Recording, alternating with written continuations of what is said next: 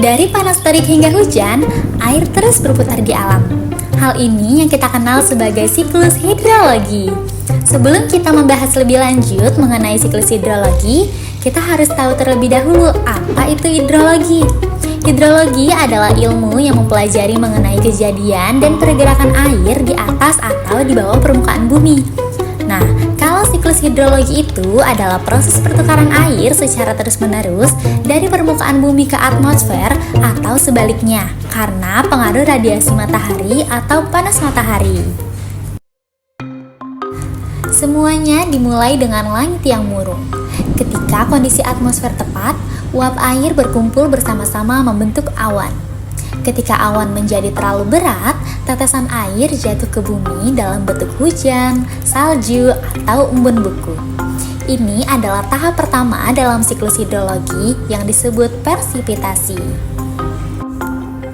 Air yang jatuh ke permukaan bumi mengalir di atas permukaan tanah menuju saluran air seperti sungai, danau, atau laut. Selain itu, sebagian air dapat meresap ke dalam tanah, mengalir di bawah permukaan tanah sebelum mencapai sungai atau mata air. Proses ini disebut runoff atau limpasan dan merupakan jalur utama bagi air untuk kembali ke lautan. Ketika hujan selesai, matahari datang dan memanaskan permukaan bumi. Air di sungai, danau, atau laut menguap ke atmosfer dalam bentuk uap air. Ini adalah proses evaporasi yang mendorong siklus air ke tahap berikutnya. Uap air yang naik ke atmosfer mendingin saat naik ke ketinggian yang lebih tinggi.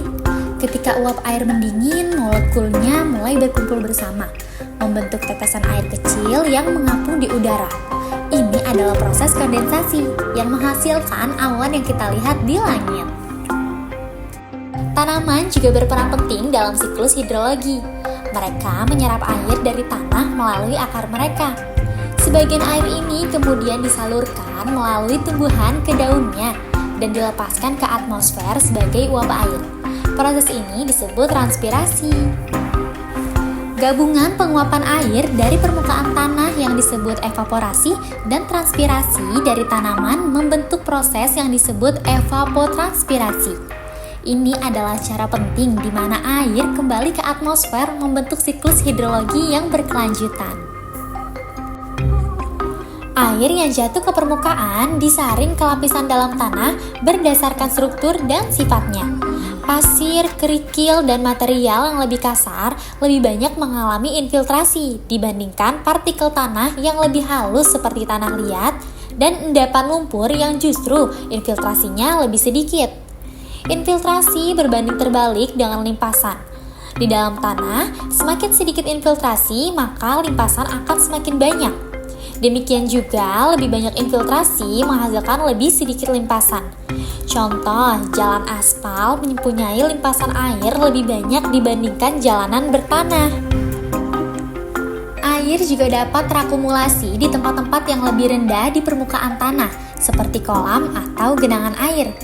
Ini disebut depression storage atau penampungan di cekungan. Hal ini bersifat sementara, karena air bisa menguap kembali ke atmosfer atau meresap ke dalam tanah seiring waktu. Daun tanaman juga dapat menangkap sebagian air hujan sebelum mencapai ke permukaan tanah. Ini disebut intersepsi. Dan air yang tertangkap ini kemudian bisa menguap kembali ke atmosfer atau diserap oleh tanaman.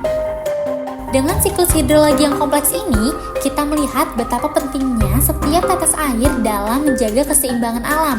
Dari hujan ke sungai, dan dari sungai ke langit lagi, air terus berputar memberikan kehidupan bagi seluruh planet ini.